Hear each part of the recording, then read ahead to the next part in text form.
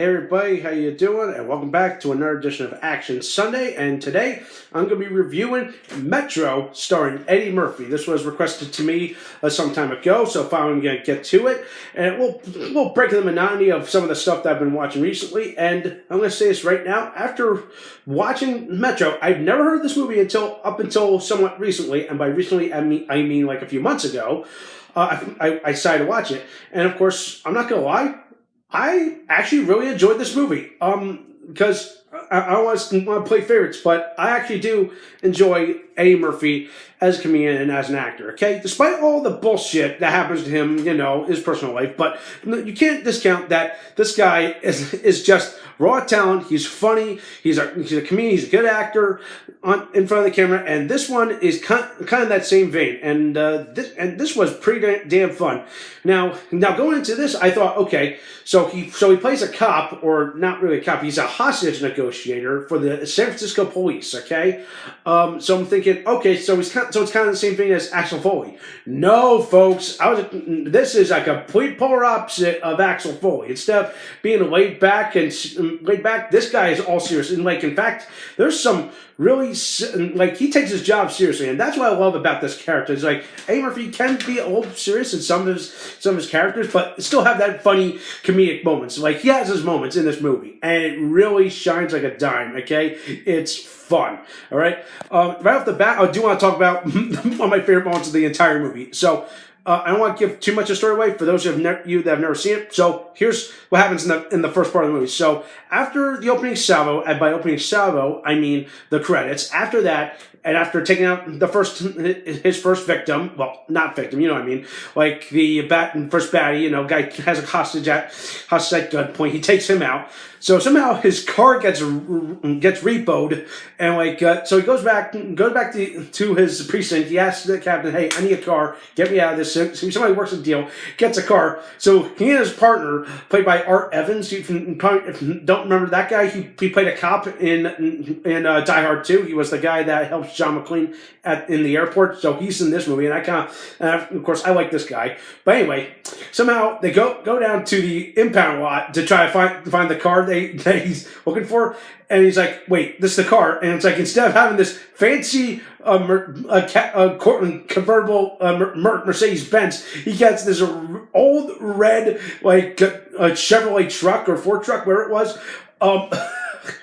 And he takes one look at it. He's like, "What the hell? I'm right in that. Come on. Well, come on. I'm not running around like Red Fox." And that made me laugh, because I'm like, damn. Seriously, he has some moments, okay? I'm like, I love that cliche. It's like okay, here's the big hot shot. He's like, "Oh, do I get a cool car? Do I get this?" He gets out with the shittiest car ever.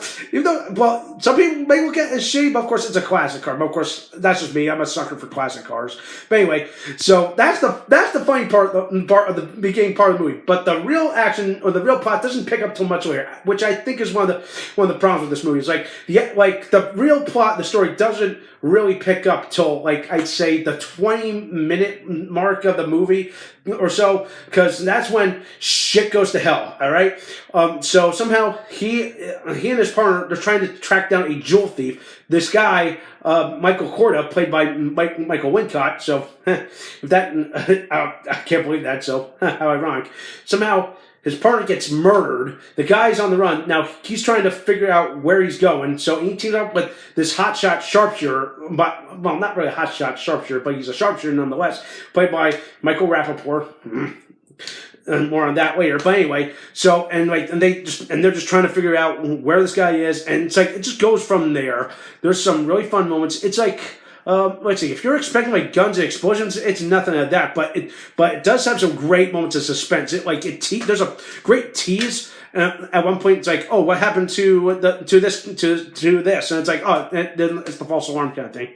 But it gets really good. I love the final act, or there's some there's a pretty cool scene involving a trolley. That part I thought was pretty fun, pretty neat. It kind of reminded me a little bit of The Rock, which came out a few years after, this movie came out a few years after The Rock, believe it or not. You guys remember that movie, you know, with Sean Connery and Nicolas Cage. So, yeah, I'm like that kind of remind me of that, but of course, that was more of an attack on Alcatraz. This is a completely different plot. So hey, funny how that made me think, hey, do you think these two will share the universe? That's just me. I'm just thinking a lot. But anyway, but overall, it's a very fun movie. I found myself really enjoying this movie. It was good. My only problem with this was how do I say this? Like, I was expecting more, okay? I was expecting for some more funny moments, like some more comedic moments, but there were some good ones, but to me, I kind of fell flat, okay? But I think if they pumped in a little bit more of that, I think it would have balanced everything out. If this was trying to be more like the gritty, darker cop drama, I think that's what we're trying to go for, but kind of missed. But if they're trying to make this more like the action comedy, I think they should have injected a little bit more of Eddie's raw comedic talent. But let's see. Say what you want about him. I think either way how you look at it, like Metro is a definitely classic. I'd say don't give this movie a watch, because you might find yourself really enjoying this movie. There's not much else I can say. You would definitely just to pass some time. It's a damn fine movie, and I can't believe that this is an overlooked gem of Eddie Murphy's work. And I'd say give this movie a watch. All right. So if I had to give Metro a score, I'm going to give Metro a 7.5 out of 10. That's as decent as I'm going to give it. Okay. I would have ranked it higher, but of course, like I said, it could, could have gone our way. Could have been an action comedy, could have been, or more grittier, darker cop drama. But either way, I feel like this was definitely A. Murphy's very good work, best work. Even though it's been overlooked by some of his best stuff. All right, like Beverly Hills Cop. But of course, that's night and day. All right, that does for this week. I apologize for the late load. So stay tuned for some more awesome exciting videos, and I'll see you then.